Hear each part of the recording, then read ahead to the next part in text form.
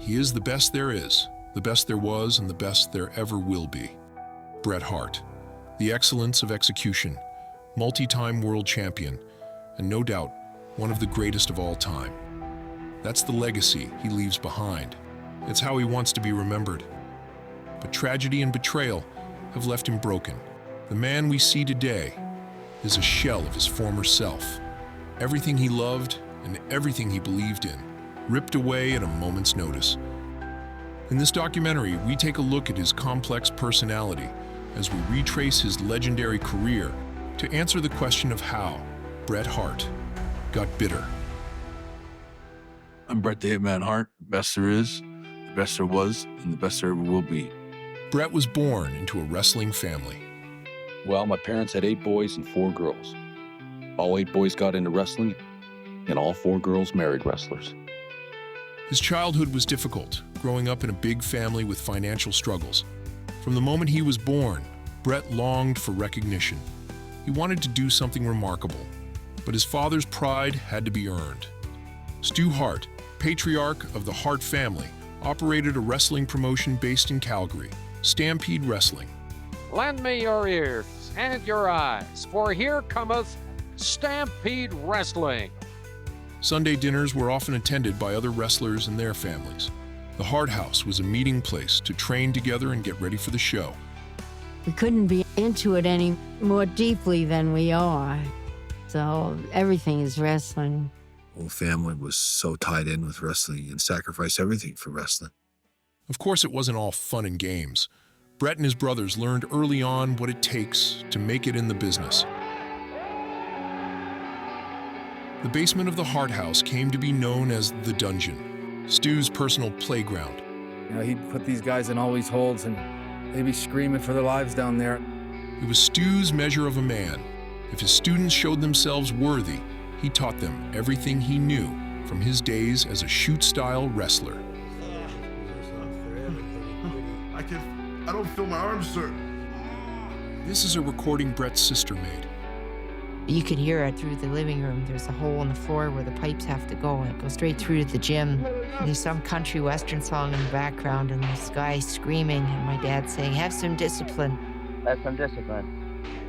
Stu's expectations were clear. One after the other, Bret's brothers came of age and started training in the dungeon. I'm confident, Ed. I've been training really hard for this, and I'd like to make my family proud of me.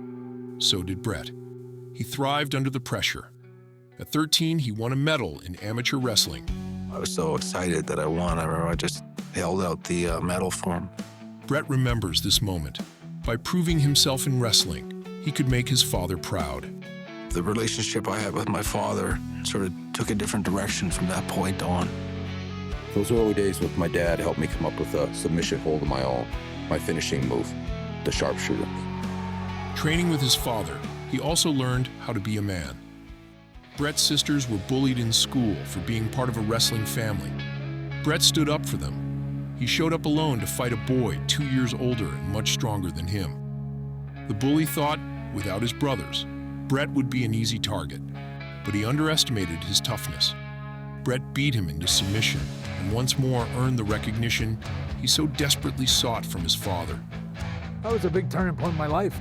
And I never had any desire or plans to ever become a professional wrestler.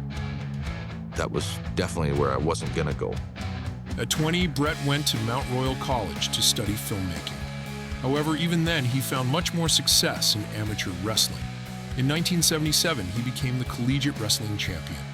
His grades declined as he realized his real passion was for professional wrestling. Defending British Commonwealth Junior Heavyweight Champion, Bret Hart.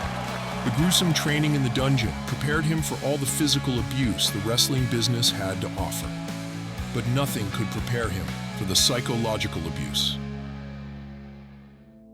In 1978, Stampede Wrestling welcomed an impressive English wrestler by the name of Dynamite Kid. He heard about Dynamite first and brought him over, and then Davey came over later. They were cousins, and they had a huge impact on the Stampede Wrestling. Bret was still learning his way around the ring, and the two were paired off. At a British Commonwealth heavyweight fight between the Dynamite Kid and Bret Hart. In their early matches, Kid carried him and motivated him to get better. Some of their matches were very brutal. One time, Dynamite kicked Bret in the head while he was blading, which led to a huge cut and massive bleeding. They did not like each other, but they shared a deep respect over what each of them left in the ring, and that's what mattered most to Bret. He says Dynamite Kid had a big influence on his development as a wrestler. The Dynamite Kid was the best there is, the best there was, and the best there ever will be. Bret was proud to be a wrestler in his father's promotion. And I can remember when I first got in, I'd always introduce myself around the dressing room as Bret Hart, 𝗚𝗛𝗣𝗏𝗧𝗏's kid. North American heavyweight champion. How about that? In 1979, Bret took a flight to New York to fill in for Dynamite Kid, who was injured. Bret was eager to wrestle in front of a large crowd and prove himself to a whole new audience in Madison Square Garden, the arena where his dad had made his name back in the 40s. But there was a problem. They said that Vince McMahon Jr. said that I didn't have a big enough name to wrestle in Madison Square Garden. So they took me off the card. I remember they gave me $500 and pat on the back, and I was so pissed off about it. Actually, I was just heartbroken. I was really disappointed. This disappointment made Bret work even harder. He and his brother Owen went to Japan to hone their skills. Bret made a promise to himself that one day he would be back and sell out Madison Square Garden.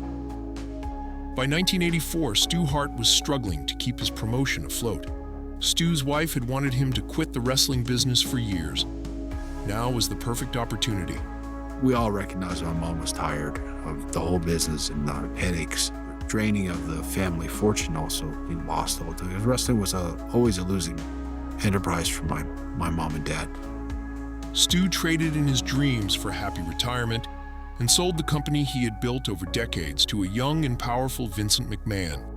I, Vince McMahon, bought my competition. Along with Stu Hart's life's work, he acquired the biggest stars of the company, the Stampede 4. And the conditions for the offer were that Vince would take Bret and Jim and Davey Boy and Dynamite. They are widely considered some of the most influential and skilled wrestlers of their era. Stu was out of business, and I was in the WWF. Bret started out as a tag team wrestler, first with the Dynamite Kid, then with Jim the Anvil Neidhart as the Hart Foundation. They were one of the only teams that could work with everybody, no matter how different their styles were, and put together a great, unique match without fail. I'm not going to do the same match with this guy that I'm going to do with this guy. When I have a match with somebody, I might do the same moves, but it's never the same story. A lot of wrestlers do the same match every night. While Andre the Giant and the Ultimate Warrior had more of the same 30-second matches every night on the house show loop, it was in-ring workhorses like Mr. Perfect, Rick Rude, and Bret Hart that filled the rest of the show. The Hart Foundation found a perfect match in the British Bulldogs, Dynamite Kid and Davey Boy Smith, and they were all one big family. I'm just so proud of them. To see these guys out there having tag matches against each other, and they were such good matches. But Bret wanted more. He asked his boss for a singles match to prove himself outside of the tag team division. His opponent, Dynamite Kid. Watch this snap suplex coming up. Oh, look at this. On the concrete. Oh, slammed it. This crowd is standing ovation here. After a 12-minute technical masterclass, they had won over everybody in the arena, except Vince McMahon. Bret didn't fit his mold for a future top star. He didn't have the right physique. Title opportunities were given to other wrestlers, even though Bret had more talent than all of them combined. Here he was in the WWF, the first of the Hart Kids to make it this far. And it still wasn't enough. As a father of two, he had responsibilities now. He thought about all that time, traveling from show to show, that he could have spent with his family. In October 1989, 5 years into his WWF career, Bret suffered a serious injury in a match with Dino Bravo, when Bravo pushed him off the apron and into the metal barricade. I thought I was suffocating. I didn't know if I'd punctured my lung. I didn't know what happened. I just knew I got hurt really bad, and I couldn't take a breath. Bret knew what it felt like to suffocate. He closed his eyes and found himself in the Hart dungeon, the silhouette of his father looming above him. If you could get to the top of the mountain, which is his word for screaming for your life, were you actually screaming and pleading and begging for your life, which Lord knows I did on numerous occasions. And my dad was always screaming it in your ear that this was your last breath. You know, you breathed your last breath. I can remember that ringing in my ears lots of times and thinking, I probably have. Bret is laying on the floor outside the ring, struggling to take one more breath. Dino Bravo heaves him into the ring to pin him. But to his own surprise, Bret puts his foot on the rope. Which was my own dumb move, but I just refused to lose to this guy. He stomped me a couple more times, and eventually got myself counted out. And they took me out of there in an ambulance. Bret came home and went down to the basement. He thought about his father, about how he was raised. As a teenager, Bret was afraid of his father. Now that he had his own children, he grew more understanding of him. In a lot of ways, Bret mirrored Stu. But there is one thing he would never do to his children. He would never torture them. It's so bizarre to think that I want to have that in my house. That it's pretend. For me, it was all too many times it wasn't pretend. Bret's biggest goal was to climb to the top of the wrestling mountain and win the world championship. And there was just one person that stood between him and his dreams. His boss, Vince McMahon.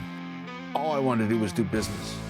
I wanted him to go, that was the best investment I ever made. He delivered me these great matches, and that's all I wanted to do was prove to him that I was worth it and earn that money that he had signed on for me.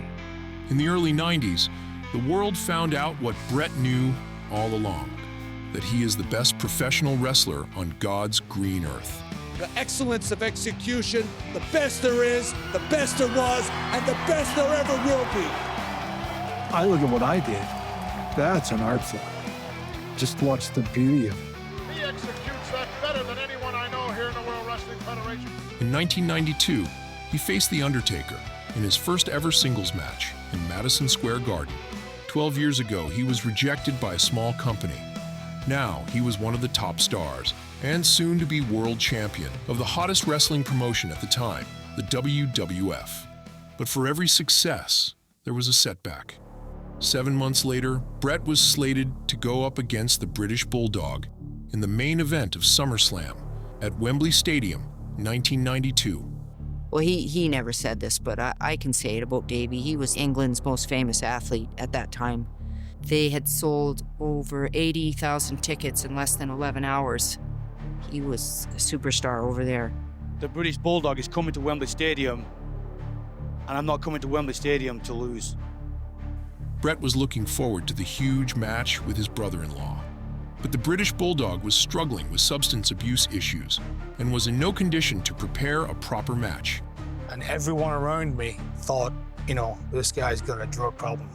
And I did have a drug problem. I couldn't get off the morphine. Bret had to essentially plan the entire match by himself. Still, the two put on a historic performance. Look at the determination in his face. I think he knows he's got it. Oh, whoa, how about that? Whoa, all the way to the outside. Sunset flip. Bret was very proud. You had 80,000 English wrestling fans, riveted to every single move. But when he returned to the dressing room, it turned out almost everyone had already left for the hotel, and nobody had watched his match. He felt let down. Even his family back home missed watching the match live, which added to his sense of disappointment and isolation. Bret lost that night. The British Bulldog defeated him for the Intercontinental Championship, but he won something far more important, the favor of Vince McMahon. His knack for storytelling are basically unparalleled. I think Bret is in a class by himself. Just 2 months later, Bret Hart beat Ric Flair to become the WWF World Heavyweight Champion. Unbelievable. Congratulations. Congratulations. All of those dreams, all of that hard work has paid off. Your wishes, your dreams have now come to fruition. Tell you right now how proud I am of this moment.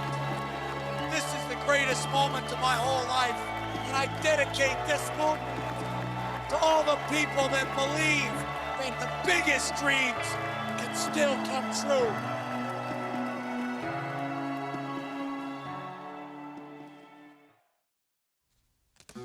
This is kind of interesting here. You're the most famous Albertan in the world. I think I end up maybe being the most famous Canadian in the world, too. Right from the very, very beginning, I've had to claw my way up to the top. Actually, to come out of the wrestling profession someday as a success rather than a wrestling tragedy, which is what so many of them turn out. For once holding the title, Bret felt like he got what he deserved, but not in the way he wanted. He was upset at Ric Flair, who was having health issues at the time, for not being at 100% and not putting in as much effort as he did. And you know what? Rui did the same thing every night. He still screwed up lots of stuff, and we never quite did it my way. There were also suspicions that Bret was only chosen to be champion because of the WWF steroid scandal of the early 90s. Dr. George Zahorian, a ringside physician, had been supplying steroids to wrestlers in the locker room. In Harrisburg, Pennsylvania next Monday, a doctor will go on trial, charged with prescribing anabolic steroids to several professional wrestlers. Dr. George Zahorian has been indicted by a federal grand jury on 15 counts of distributing muscle-building steroids. This drew significant attention to the company. Almost every wrestler was using them at the time, except Bret Hart. The Hitman had a reputation as an honest and principled man, a Canadian hero. He was seen as health-conscious and drug-free, in front of the cameras as well as behind the scenes, so he would make the perfect champion to represent the company. Bret Hart's not going to get busted with an underage girl in a hotel, or we found a kilo of cocaine in his bag. When you see this symbol, you can be assured of drug-free sports entertainment that you and your entire family can be proud of. But Bret says he doesn't qualify as straight edge because he did use steroids. The Hitman stands for sticking up for yourself and to never quit. The one thing I won't do is lie to my fans. He said in his autobiography that he only used steroids one time. He was in a foreign country, likely Japan or England, with either Jim Neidhart or Dynamite Kid, who injected him. On other occasions, however, he stated that he used steroids constructively to recover muscle mass after a knee injury. In a radio interview, he even credited steroids with saving his career at one point. If you go back and you look at all the facts, my story's never changed. It's always been the same story right from day one because I tell the truth. After his title win, Bret had a few more matches against Flair. But for some reason, something always went wrong. I remember he told me that he was having some problems at home or something like that, and he was distracted. And maybe that's the case, but I mean, I remember actually going to Vince and going, I think he's sabotaging the matches, trying to sabotage like we keep screwing up the finish and stuff like that. It's like we're doing the worst endings to our matches. Bungled up the finish all the time, or something went wrong. Ric Flair was going to leave the WWF to go to the rivaling company, WCW. Bret speculated that Flair acted this way because he had nothing to lose. Perhaps by going to Vince McMahon about his suspicions then, Bret Hart sowed the seeds of distrust that would later lead to the infamous Montreal Screwjob.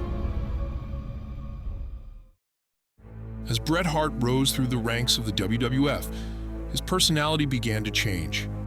We're getting reports back that we got megastar on our hands in the form of Bret Hart. The girls are just like throwing themselves at Bret. It was like at a big movie premiere. But this is way over the top, unlike anything I'd ever seen. His work had made him this megastar. That was all they wanted to see. That's all they wanted to talk about. Over the years, Vince had a good relationship with Bret. Bret had convinced him and everybody else that he was the best. His success was not predicated on his height and physical appearance. He succeeded based on his in-ring ability. The validation of being world champion, which was more than an empty title to him, went to his head, and he gained a reputation for being uncompromising. Razor didn't get much of his stuff in it. It was Bret's match, you know. We did what Bret wanted to do. If years later, and having had more experience and stuff, it would have been a different match. Some wrestlers have described Bret as self-centered. He was overly focused on his own importance within the industry, and very proud of his achievements thus far. This, combined with his catchphrase, earned him a reputation as his own biggest fan. People actually believe that Shawn Michaels is the best wrestler in the whole World Wrestling Federation. Like, he's the top one, better than I am.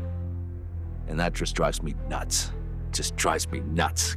But at least Vince believed in him. In Bret's mind, he and Vince shared a mutual respect for each other. Little did he know, that is not how his boss felt about him. In an interview with Michael Landsberg, Vince McMahon talked about some wrestlers not knowing their place in his company. Individual performers can be confused, and sometimes their ego gets the best of them. And more often than not, that does not happen. It happens on occasion. But I think Bret Hart? I think that, oh, no question about Bret. When people say wrestling, you know, they talk about wrestling not being real. It's far more real than people think. All you had to do was walk into the living room and hear the sounds that came out of the dungeon, out of the basement. These guys screaming for their lives. I mean, to me, that was about as real as it could get. I wanted wrestling. I wanted to believe it was real. I did believe it was real for many, many years. That's what made him so great. When putting his matches together, he imagined himself as a fan sitting in the front row.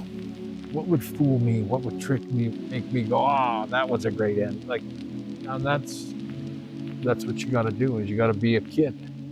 In 1994, Vince floated the idea of a big feud between Bret and his little brother, Owen. Owen Hart's the youngest of the 12 children of Stu and Helen Hart. Bret took care to talk to his family and to Owen to make sure it was okay for everybody. He didn't want a wrestling storyline to affect his real-life relationships. But when I got to the building the next day, I remember Owen goes, I want to do it. Owen saw a huge opportunity for his career. He knew Bret would do everything he could to put him over. That gave Owen this opportunity to be the star that he sort of always missed. He kept missing his opportunities, whether it was injuries or different things. I fully anticipated lifting Owen to the highest, getting him to that level that he deserved to be. Remember this, Owen. If we do this thing, we do it old school. They could get along when there's no one around. And Owen's coming back to help the Hart family celebrate. Oh, wait a minute, what's going on here? You know, I'll be the first one to admit there was a lot of friction between Owen and I. I know that, and I'm not going to deny that. But the fact is, I knew this was tearing up the family, and I knew that Owen and I had to sit down and we had to resolve this thing, and that's exactly what we've done. For the biggest match of my life, it was a dream come true. I thought I had the best partner in the world, my own brother, but you're too selfish, like I've said all along. Your ego is too big. You only worry about yourself, Bret. All you had to do was just tag me. My hand was there. Just tag me. I've been living in the shadow of you, Bret, all my life, and I'm sick and tired of it. You and me, face to face, one-on-one. I'm challenging you, Bret. If you got the guts, step up to the plate. I gotta go through my own brother, my own flesh and blood. Owen, you've brought this all on you. I hope you're happy. Together, they put on some incredible matches, highlighting their technical skills and storytelling abilities. To many, Owen versus Bret is one of the most memorable storylines in wrestling history. Owen Hart unquestionably stepped out of the shadow of his brother Bret.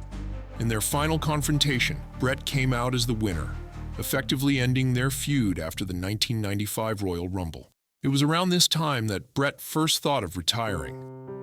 Every day, you know, you get up, and it's not the easiest thing in the world to go out there all the time, and you know, you're just always entertaining somebody else's kids, and you're packing your bags. Bret had 4 children. You're throwing me around pretty good there, boy.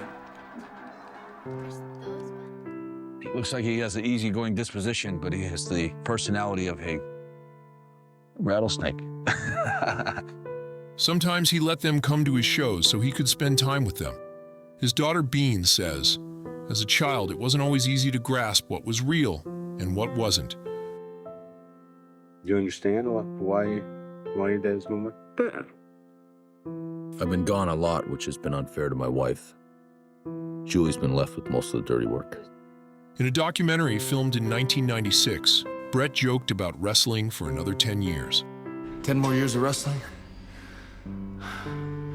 Well, like a guy wandering around the prison yard that's a lifer. Kind of got the warden in my back pocket kind of thing, but I can't wait to get out. Bret loved wrestling, but he had achieved everything he wanted to achieve. He wanted to come home. His wife and 4 children were waiting for him. Are you looking forward to the day when Bret hangs up his boots? I've been waiting since he was 25, Paul. And then Ted Turner's WCW made me an incredible offer to jump sides and come work for them. An enormous amount of money. In WCW, he could make $9 million in 3 years.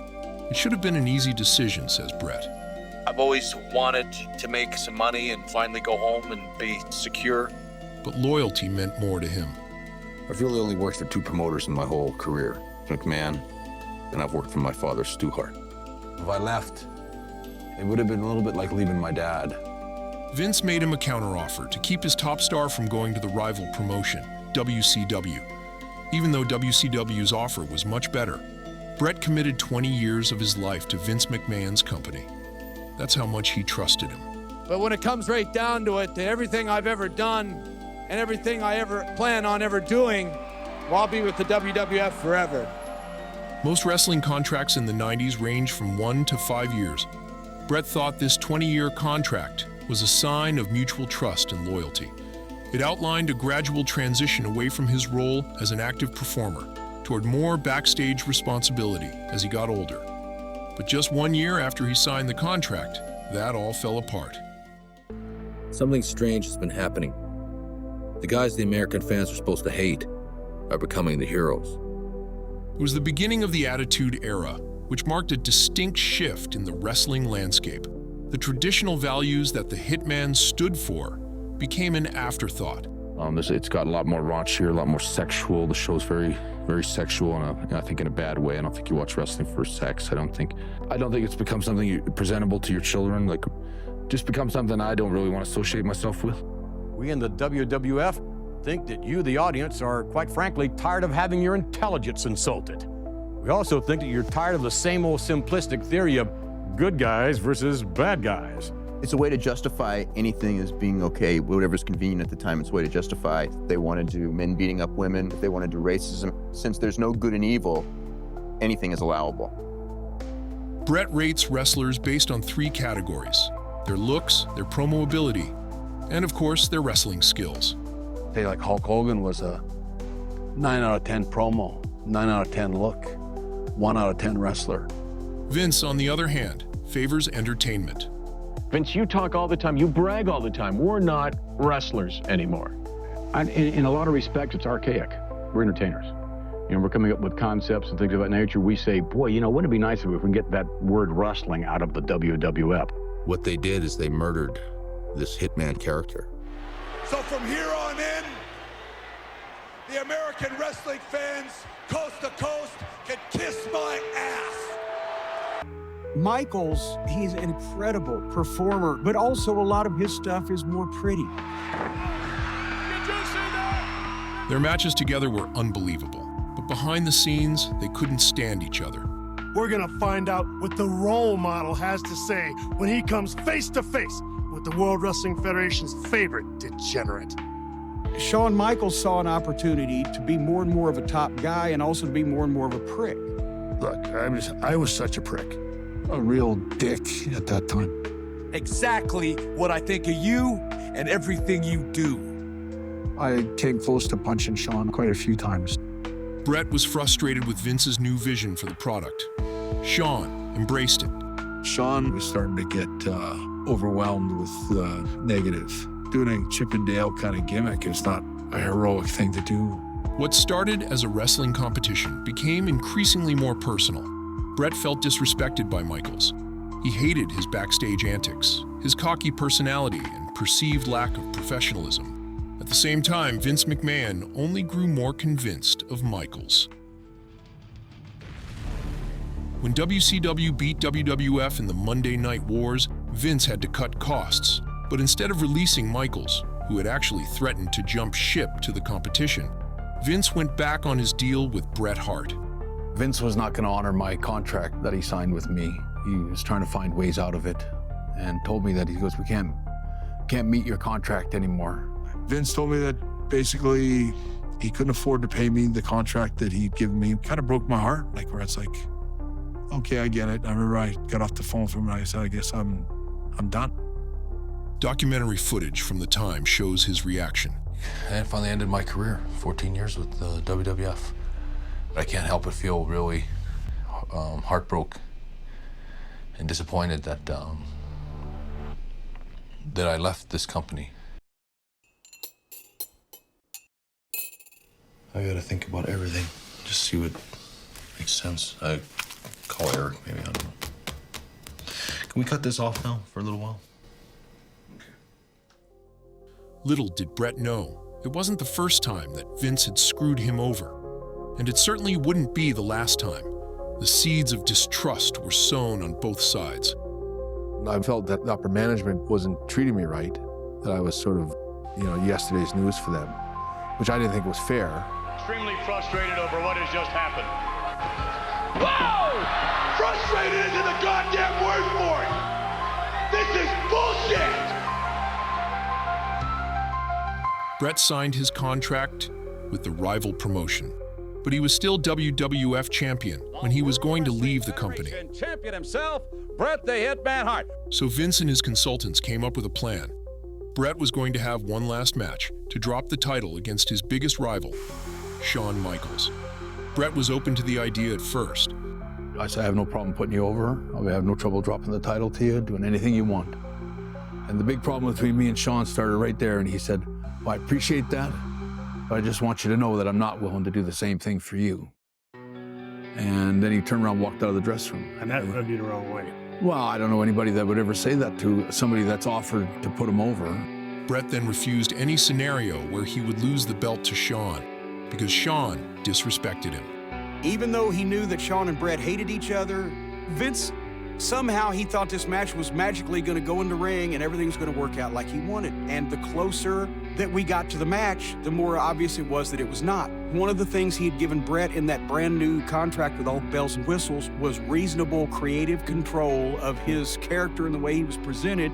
I said, I've told you, I'm not putting Shawn over. I said, give me Steve. I'll drop it to anybody in the company any way you want. I even offered to drop the belt to Shawn the next day on Monday Night Raw. In Ottawa. But what difference would that have made? It would have just proved that he had respect for me. Okay, I got you. The Undertaker, who had close ties to Vince McMahon, went to him and suggested he could take the championship title off Bret to solve the problem. That way, nobody had to screw anybody. But Vince refused. He was hell-bent on putting the belt on Michaels. For my last 30 days of my contract, I got reasonable creative control. Like, we can't do anything either way that isn't mutually acceptable to either party. Thank God I put that in. Yeah. What if something happens regardless? Bret looked up to Vince. And I remember, like, Vince, I was pretty close with Vince in like in a fatherly kind of way. And in fact, he was going to help me negotiate my deal with WCW. But Vince had no sympathy for Bret. To him, he was nothing but an asset, a very valuable asset, one that he would sooner tear down and destroy than let go. You told me I could leave any way I wanted. Now you're throwing this at me? This is really strange. Supposedly, Bret was going to show up the next night on Nitro with the belt. Whether Bret Hart would have ever done that or not, I don't know. We'll never know. But that would have been very detrimental to the World Wrestling Federation, and that's not the way Bret Hart was raised in this traditional business. Wow. I couldn't believe he did it to me after all the years that I gave him, all the matches and all the hard work, and he would disrespect me like that. You son of a bitch. Screwing a Canadian hero in Canada? How much more evil can one get? I have no sympathy for Bret whatsoever. None. The moment the bell rung, Bret's entire world fell apart. At the time, he insisted that he was okay, that it was only the Hitman character that was affected by the betrayal. Bret Hart came home, he's fine. But recent interviews say otherwise. The Montreal Screwjob was a shot to the heart, and it would not be the last. Sometimes I lost sleep over what I should have done that day. I did have suspicions about the referee. I said, you know they're going to ask you to screw me tomorrow. I said, nope, I will not count you out. I hated it. I trusted her. That was my fatal mistake. Shawn actually didn't know how to put the sharpshooter on, and I moved my legs and switched them the right way. I grabbed Shawn's leg and started in reverse. and you could hear the bell.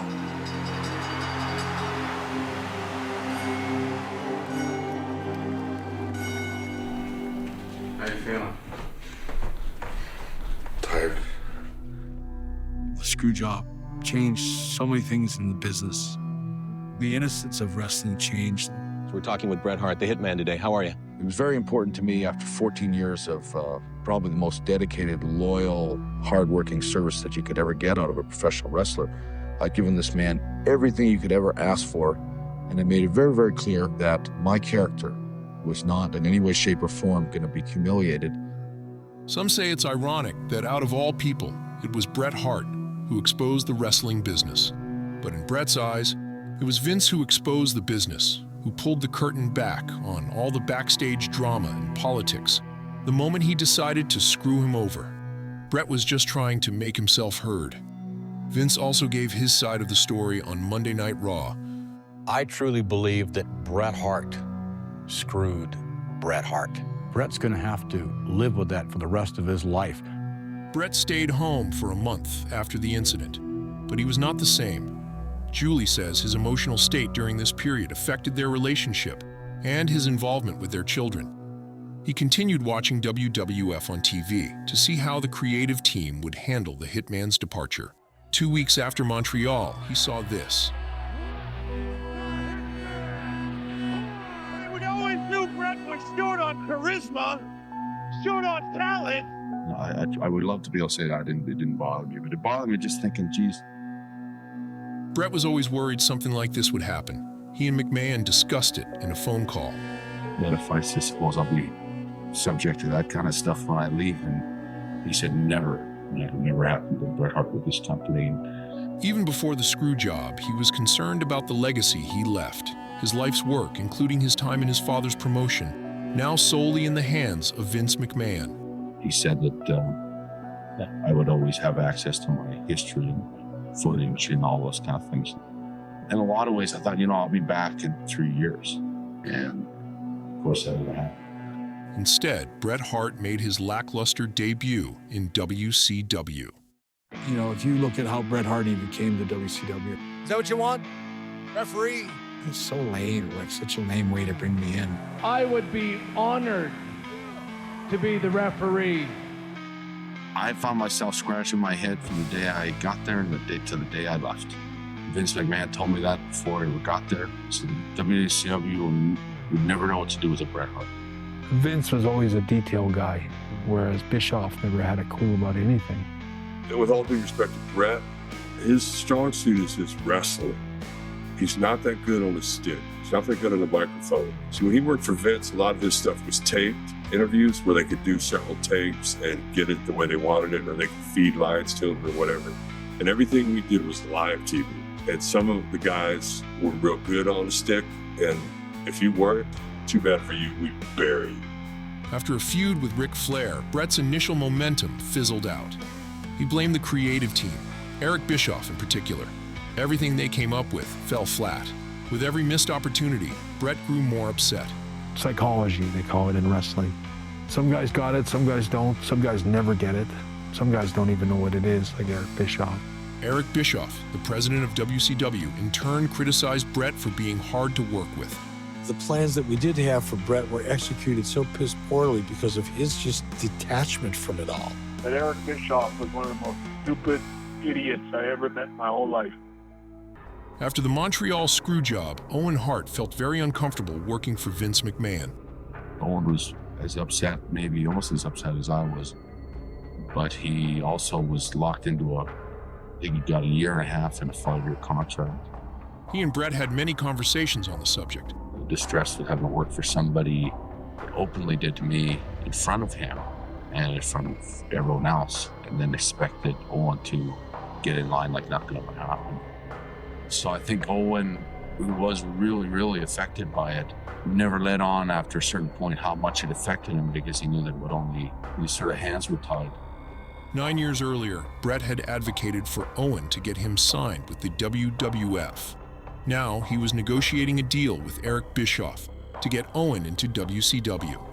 But Vince got wind of it and called Bret. He said right out, he said, if you stick your nose in Owen's business again, I will sue you for tortious interference. I will sue you with a smile on my face. I will sue you for everything you got. I said, if you're in integrity, just let him go. At any point, just let him go.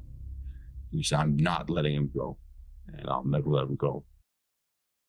In their legendary storyline, Bret and Owen implemented real-life dynamics to add some fire to the feud. Owen wanted to make his own legacy. Because waiting on the phone right now, we've got on hold the brother of Bret the Hitman Hart, Owen Hart. Let's see what he has to say. Before we get started here, I'd just like to say I'd rather, if you could, please don't refer to me as the brother of Bret the Hitman Hart. I'd rather you just call me Owen Hart, because I can speak for myself, and I'm just a little tired of always being under the shadow of Bret the Hitman Hart. Owen was afraid Bret resented him for continuing to work in the company that cost his brother so much. Because I thought you were mad at me. He said, Ben, that's enough. I'm not mad. If you can't get out of your deal, you can't get out of your deal. Just don't ever let the wrestling business ever put you.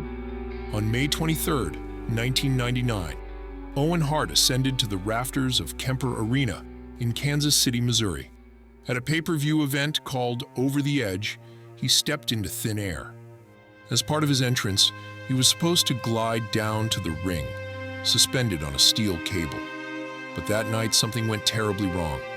The quick-release mechanism on Owen's harness malfunctioned, causing him to fall 78 feet into the ring. The cameras were shut off. Owen Hart was taken to the hospital with massive internal bleeding. He died shortly after. J.R. Owen's dead. And you're back in 10, 9. 15 minutes after the fall, the show went back on the air. I have the unfortunate responsibility to let everyone know that Owen Hart has died.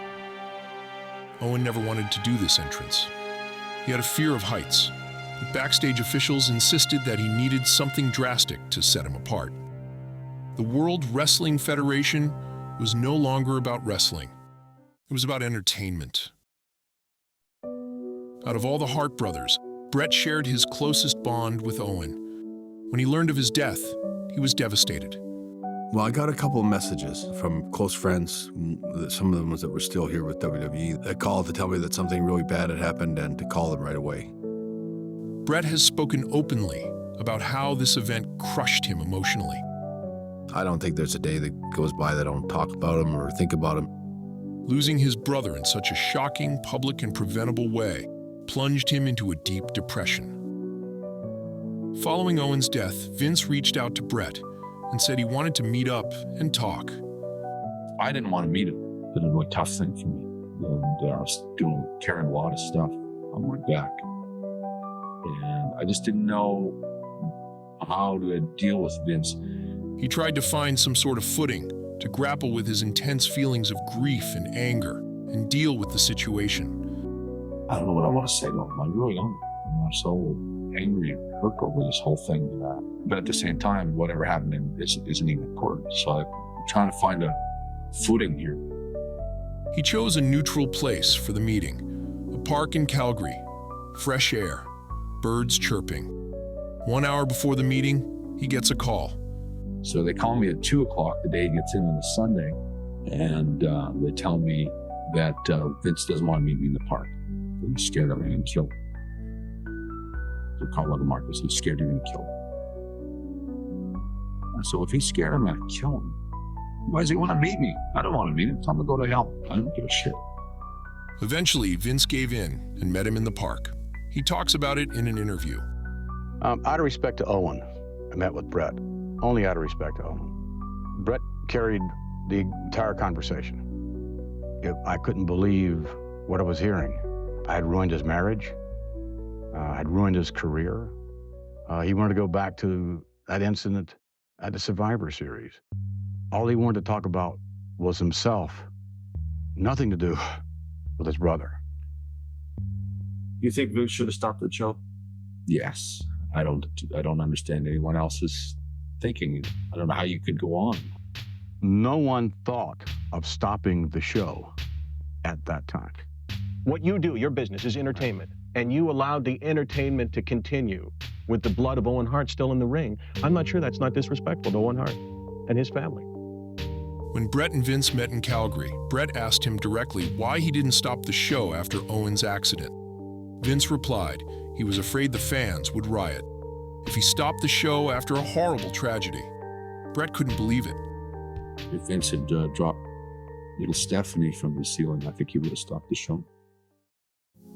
Everything Vince said, Bret had a better answer for. Then, finally, Vince told him what he did in Montreal was the biggest mistake he ever made, the biggest regret he ever had, that he was sorry from the day he did it, and that he would give anything to make it right, that Bret should go back and work for him again. I think it would be a PR thing to get the dead brother's brother back after what happened, and it would show everybody that, oh, okay, there's a happy ending here. Owen's funeral brought the entire Hart family together, at least for the moment. Stu Hart was especially upset. Shortly after Owen's death, he told Bret a secret that had plagued him for over 15 years. The very moment Bret came to WWF, he was already screwed. When his father sold Stampede Wrestling in 1984, Vince McMahon refused to pay him the $750,000 they had agreed upon. He never paid Stu because he knew he had leverage over him, his two sons, Bret and Owen. To protect their career prospects in WWF, Stu kept quiet. He never mentioned it until now. Bret screwed Bret. I have no sympathy whatsoever for Bret. When Bret learned that Vince had effectively cheated his family out of everything they owned, he felt a deep sense of betrayal. He was a guy that often lied to me and let me down with his lies. Not only by Vince, but also by the fact that his father had never told him. He mentioned this in his autobiography. The whole thing's been hard. A few weeks after the funeral, Martha Hart, Owen's widow, sued WWF for the wrongful death of her late husband. Our top story, a lawsuit against the World Wrestling Federation, announced today by the family of Owen Hart. This is it, the 118-page lawsuit filed in Jackson County Court at 10:01 this morning. Bret initially supported Martha. He hoped that through the lawsuit, he could get justice for Owen. And Martha's primary goal was to hold WWF accountable for Owen's death. The two were separate issues. Bret's footage rights had nothing to do with the wrongful death lawsuit Martha was pursuing. Including them may have complicated the legal proceedings. Bret was disappointed that Martha couldn't help him. This was the first crack in their relationship. The Hart family was falling apart. WWF's legal team exploited existing family tensions by offering settlements of financial incentives to different family members. We divided and conquered my family with such ease. They came up there and threw money around to certain people, and they, within seconds, almost justified what happened to Owen. This led to some family members siding with the WWF, or at least not supporting Martha's lawsuit. Has Vince bought the Hart family? This is disgusting. According to some sources, documents from Martha's legal case were stolen by a family member, who then shared them with Vince McMahon. Bret's family has a broad history of problems caused by their involvement in pro wrestling. Some family members just don't want that anymore. But others, including Bret, were so scarred by the injustice that they had to do something. Bret's foundation was crumbling. His family was falling apart. Talking about the lawsuit, he said 2 of his sisters were, quote, absolute assholes. No doubt, this was a low point in Bret's life, but he still had wrestling. In WCW, he added 1 more World Championship reign to his long list of accolades. He and Goldberg had 2 more house show matches after this to prepare for a final showdown at Starrcade '99.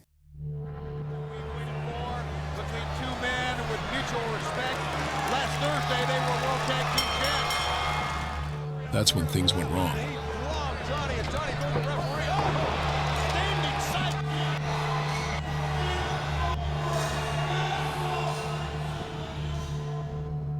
There is an art to wrestling.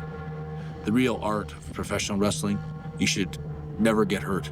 You should never hurt anybody else. Like, I can do wrestling. I've been wrestling 20 years. I've never hurt anybody. And I was a pretty physical wrestler. There are a few allegations that Bret did injure some wrestlers, but the general consensus is that Bret was one of the safest, most calculated wrestlers to ever step into the ring. Goldberg was the complete antithesis. He body slammed 𝗚𝗛𝗢 on his head, straight down, almost broke his neck, and just different things. And it's like, you know, we're not crash test dummies. With Bret, the business ran in his blood. Goldberg, not so much. In Bret's eyes, he never really understood wrestling.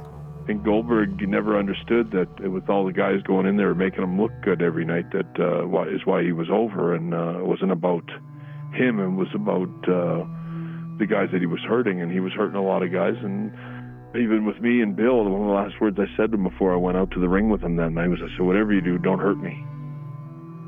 If you ever watch it back, there's no work in it whatsoever. He threw me in the ropes and kicked me with every ounce of strength he had in his whole body. Till the day I die, I'm going to feel bad about it.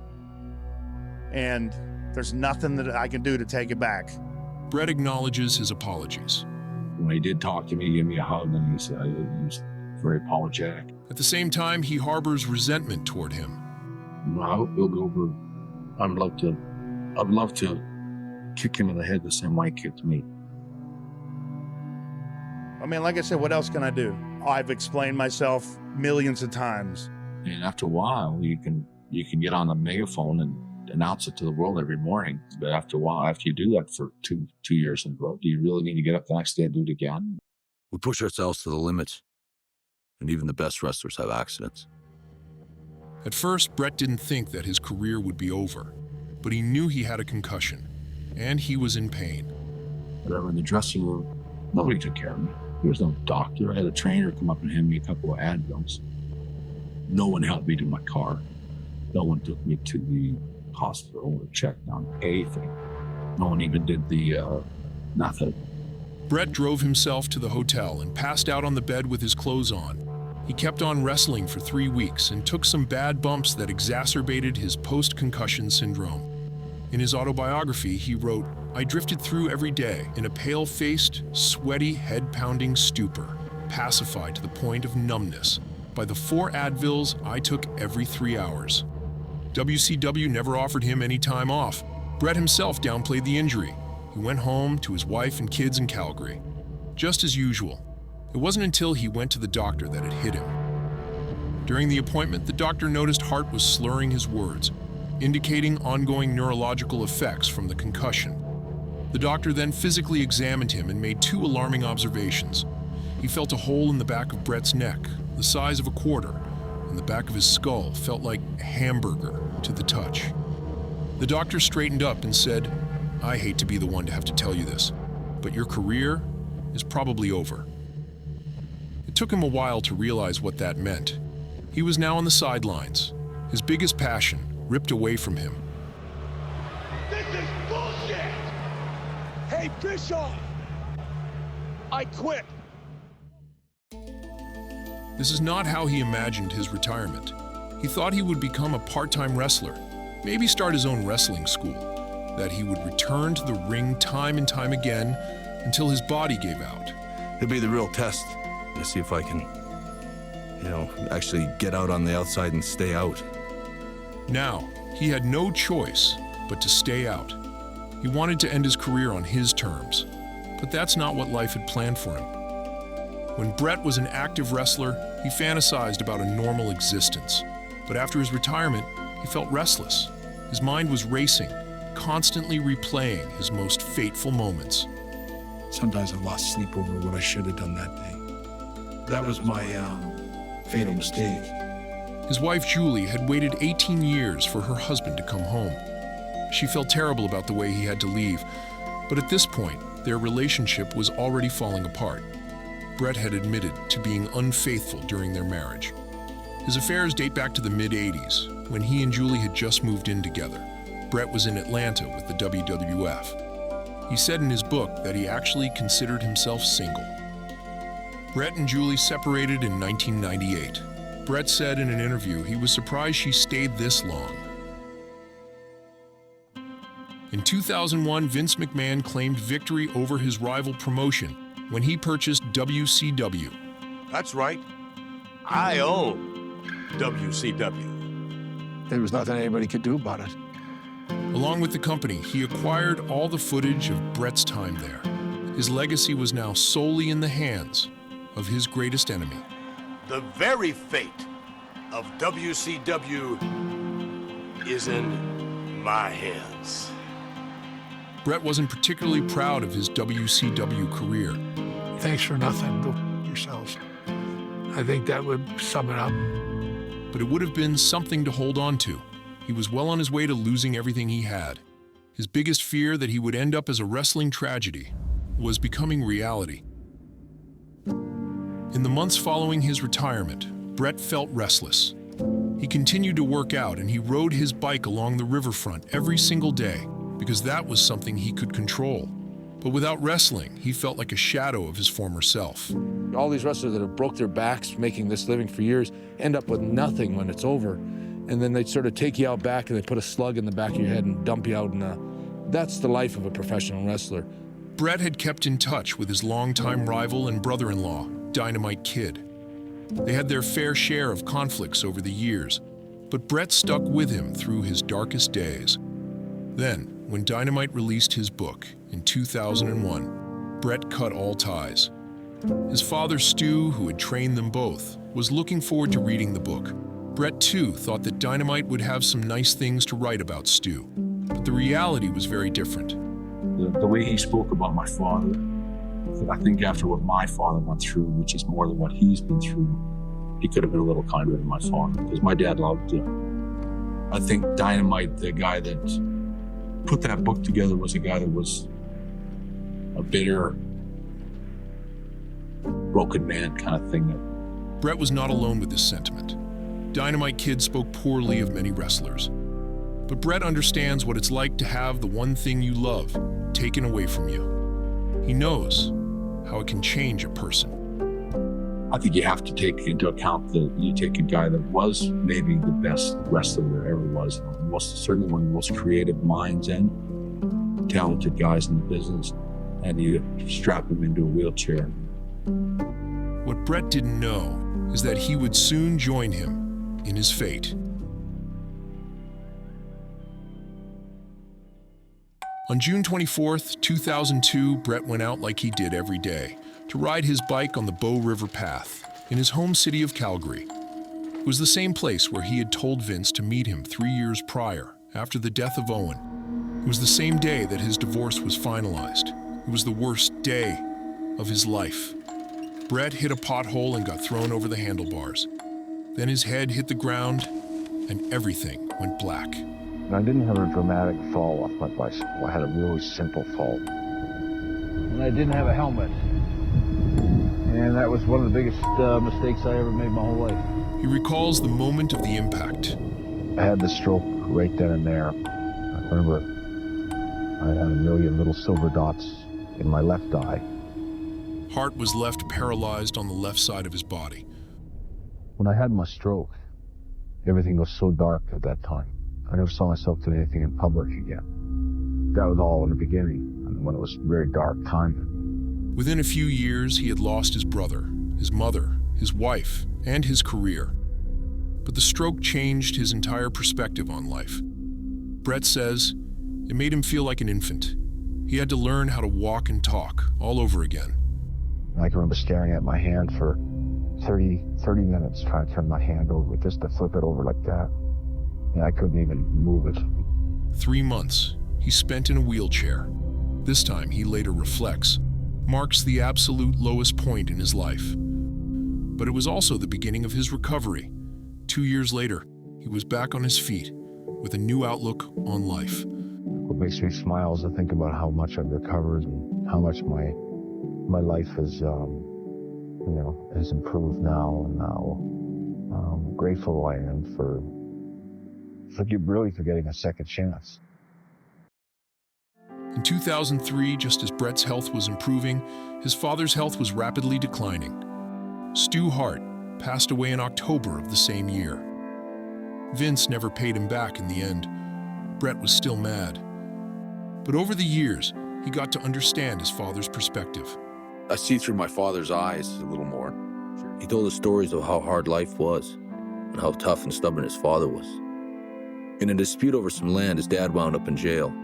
Stu and his 2 sisters ended up in a foster home. And had to live in a tent for 2 winters in Saskatchewan.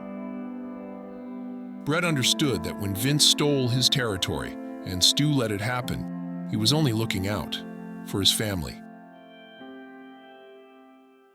In 2005, Hart worked with the WWE on a DVD about his career. He contributed over 7 hours of new interview footage and gave a large amount of creative input in the project. To fans, it seemed like a miracle to see Bret Hart back in the WWE, but all it was is good business, and to Bret, finally an opportunity to come back to wrestling, to give something back to the fans, and define his legacy. But he wasn't content with the DVD. He wanted his matches with Owen to be featured, but Martha didn't allow any footage of her late husband to be used. They couldn't use any pictures from his childhood. They couldn't use anything from Stampede Wrestling. They had so many restraints, even the interviews. The questions that they did with me were so bullshit. To Bret, this DVD was his only say in how his career was portrayed. When Martha got involved and got every Owen match but one removed from the DVD, Bret felt she was taking away a part of his own legacy. It's a poorly done DVD because of all the restraints and the limitations that Martha put on it. In 2006, WWE offered to induct Bret Hart into the Hall of Fame. Bret knew WWE's motives were purely financial.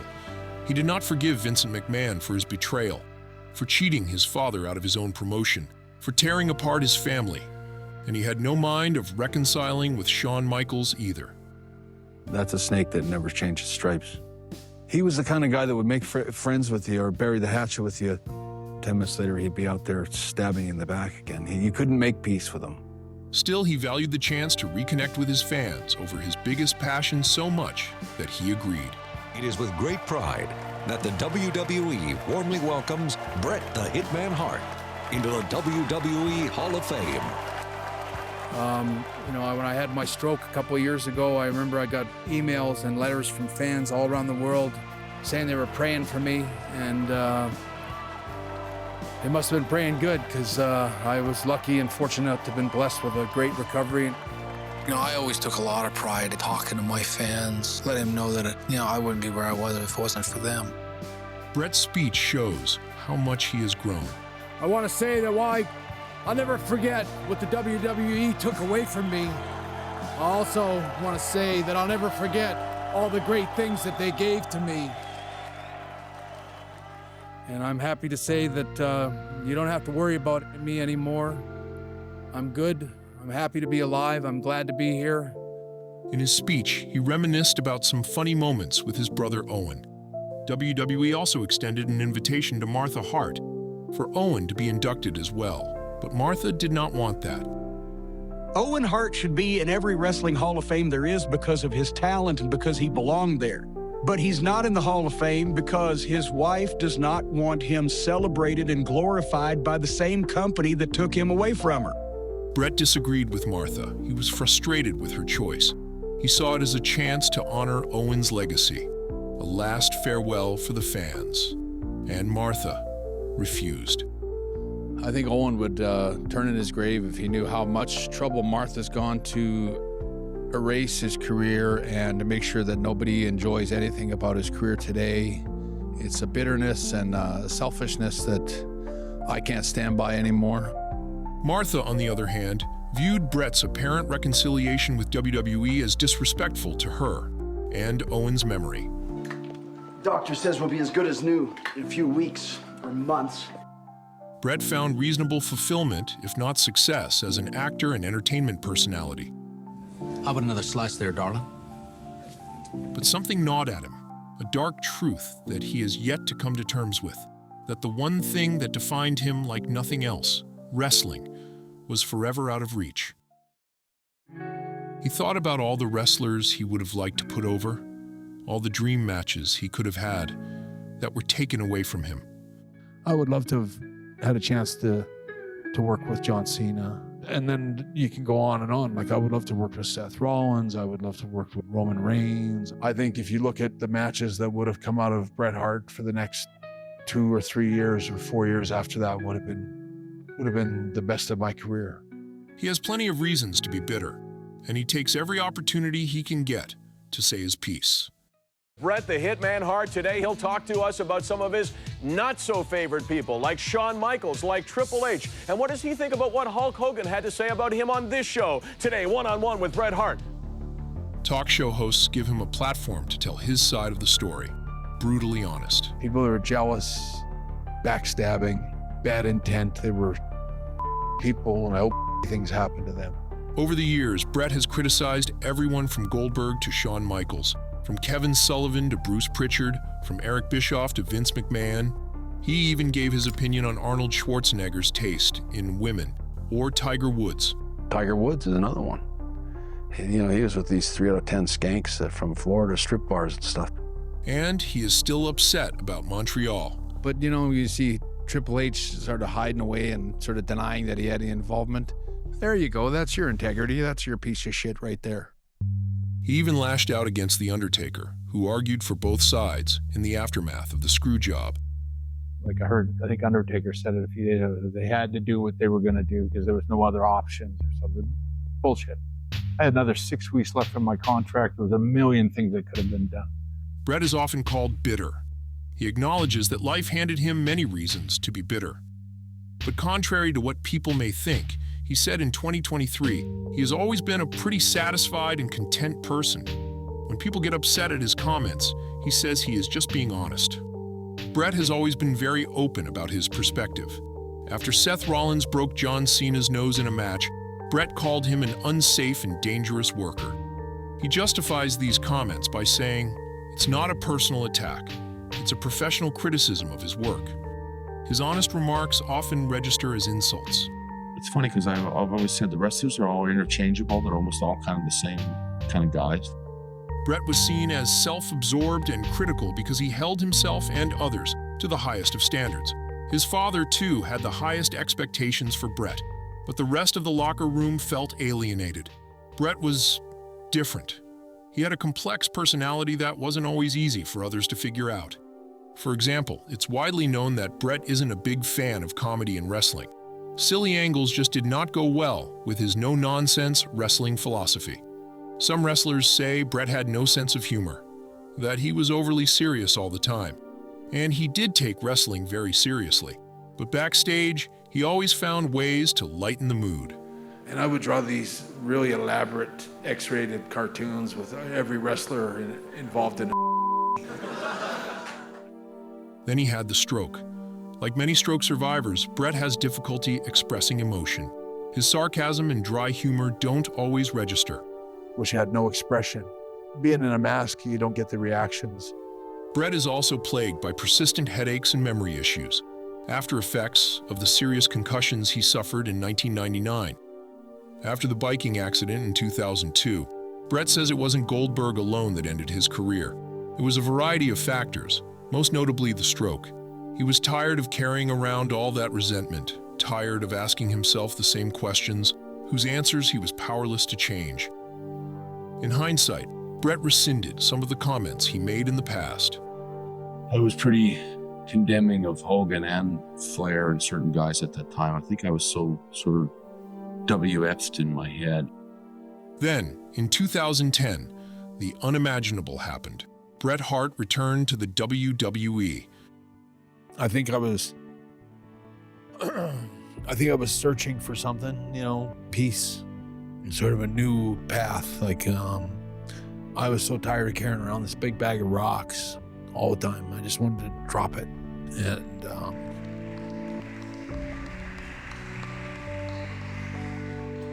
Bret learned the hard way that no flowers can grow on barren soil.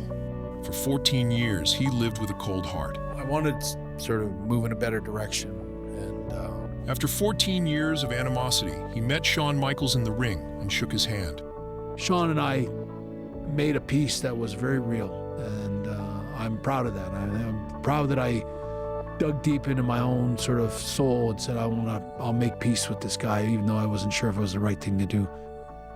Bret had a storyline with Vince McMahon that culminated in a match at WrestleMania 26. On March 28, 2010, Bret Hart waited anxiously for his music to hit.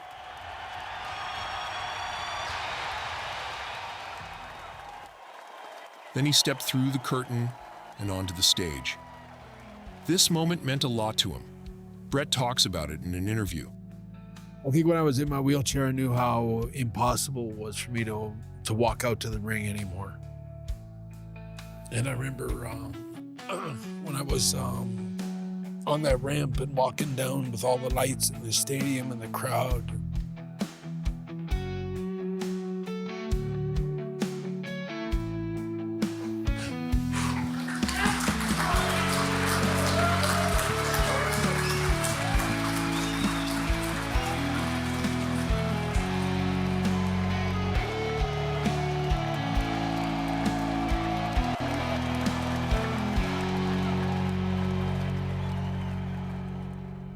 The match was simple and unspectacular.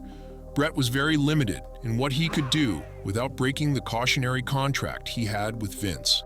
But he was proud of the storyline. Members of the Hart family were ringside. I wanted to show the world that we were united kind of all together. You know, that was important to me. After his match with Vince McMahon, Bret stayed in the company for 10 months, won the U.S. Championship, and even acted as general manager of Monday Night Raw for 4 weeks. His father, Stu, was inducted into the Hall of Fame, and he had finally returned to the world of professional wrestling. I think in the entertainment business, I think it's important to never say never, because it's good business. It's very good business. All I wanted to do was do business. For the first time in 10 years, Bret Hart felt the thrill of the crowd, the electric atmosphere of pro wrestling. It was a personal victory on many levels, but one. He couldn't forgive Vince McMahon for what he did to him and to his family. The scars of his betrayal run deep. Even today, you can still see it in his eyes, that there is always that question in the back of his mind. Can I really trust this person? At Payback 2016, Bret accompanied his niece Natalya to the ring. At that time in his life, he had just been coming back from his battle with cancer. He was just going through one of the most difficult times of his life. 20 years ago, he had signed a contract out of loyalty to Vince McMahon. If Vince didn't betray him, he would have never gone to WCW, never been kicked in the head, and he would probably still wrestle part-time. As soon as I get out, it'll be the real test. To this day, most of Bret's career footage is owned by WWE. They continue to reach out to him to work together. More often than not, Bret takes them up on the offer. My guest today is the one and only Bret the Hitman Hart. He recently returned in an episode of Raw. We are in magnificent Calgary, Alberta, Canada. Well, this is the place to be, right? This new relationship between Bret and WWE is remarkable, considering Triple H now runs the show. He and Bret didn't always see eye to eye. He had his nose so far up Vince's ass. Never one of the guys in the dressing room. He had his own agenda and was a very sneaky, kind of cowardly kind of guy. Problems that I did have with Bret, if you're going to ask me if I agree with what happened at the Molson Center, 1,000%. I back Vince on that 1,000%. Shawn and Triple H were it all the way. They made Davey look stupid. Why they would beat him and sort of humiliate him in the ring like that for their own amusement, it tells you what kind of a piece of they are. After his appearance on Raw, Bret was approached by Triple H. There's not that many from my generation that are around anymore, so running into Triple H is always a pleasure. Maybe Bret is only saying these things because it's good business. Or maybe with age came wisdom, and he really did change his perspective. And everything you have gone through, everything your family has gone through, you still have positive recollections about your time in the ring, about wrestling. In 2022, Bret buried the hatchet with Ric Flair. He came and sat front row of my last match in Nashville, so that really endured him to my heart. The best there was, the best there is, the best there ever will be, except for me. He also forgave Earl Hebner, the referee that betrayed him in Montreal. He publicly praised him at an indie show, and they still call each other occasionally. You know, I just sensed that Shawn and Earl Hebner were both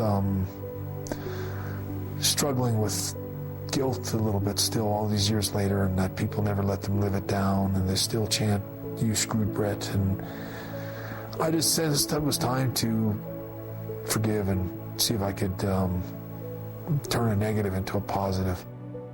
Despite everything that's happened with the screw jobs and all that kind of stuff, for me, it's mostly happy memories. The excellence of execution, he lives that, he breathes that, and he truly believes it in his heart, and that's why he was so good. And we had a match. We went about 45 minutes, and it was phenomenal, man. And it expanded my repertoire and the things that I was able to do moving forward. Man, it helped me exponentially. Bret Hart is a Canadian hero, and he is a hero to an entire generation of wrestlers in the back that are still studying this man's matches to this day. He never forgave Vince McMahon. Like an estranged father, Bret always maintained some level of respect for him. But after the sex trafficking scandal around McMahon, Bret says he lost all respect for him, and that Vince McMahon can rot in hell. Some say Bret didn't really forgive anyone who did him wrong. He is still criticizing other wrestlers in interviews, hung up on stories he has told 1,000 times about people he supposedly made up with. Bret remarried twice after his divorce from Julie. He seems happy with his life outside of wrestling. Reconciling with WWE, the company, allowed him to redefine his own legacy and that of the Hart family. Small details are the ones that really make you a great wrestler. He is also proud of the younger generation for carrying on the family tradition. All I can do is move forward and punch Vince. I expect great things for them, and I'm really happy for them. How hard they've worked and how much they're really trying to, in a lot of ways, pull a torch that was stuck in the ground. He's come a long way, but his scars are still healing. You know, if you got something that's really eating away at you and kind of destroying you, make peace with it and say goodbye. And that's what I learned from that whole thing with Shawn, and that was a good lesson to learn. Bret may still be bitter over the past, but we wish him all the best in the future.